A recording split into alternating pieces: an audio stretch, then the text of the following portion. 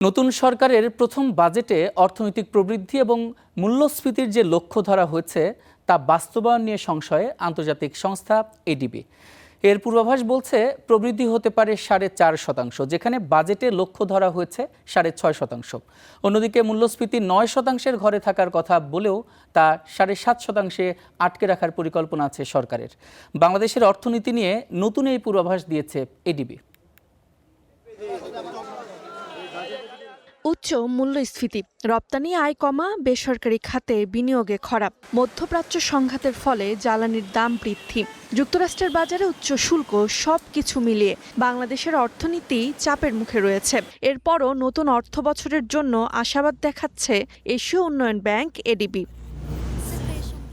Asian development Outlook প্রতিবেদনে বলা হচ্ছে, চাপে থাকলেও 2025-26 অর্থবছরের তুলনায় চলতি অর্থবছরে প্রবৃদ্ধি বেড়ে হবে 4.5%।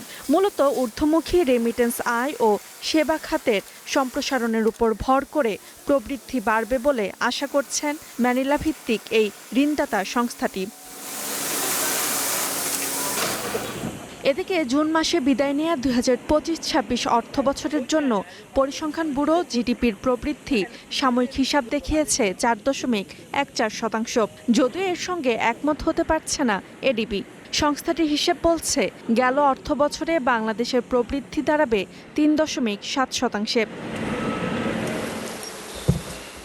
চলতি অর্থবছরের জন্য সরকার মূল্যস্ফীতির লক্ষ্যমাত্রা নির্ধারণ করেছে 7.5%। তবে এডিবির পূর্বাভাস বলছে এর চেয়ে অনেক বেশি থাকবে মূল্যস্ফীতি, যা থাকতে পারে 9%-এর ঘরে।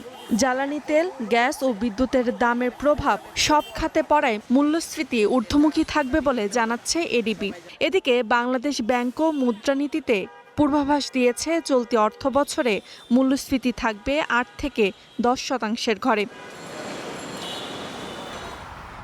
শুধু বাংলাদেশ নয়, অর্থনৈতিক চাপে গোটা বিশ্বই। মধ্যপ্রাচ্যের সংঘাতের ফলে 2026 সালের জন্য বৈশ্বিক প্রবৃদ্ধির পূর্বাভাসও কমিয়েছে আন্তর্জাতিক মুদ্রা তহবিল IMF। আগে 3.1% বললেও বছরের মাঝামাঝি এসে বলছে এই হার কমে 3% হবে।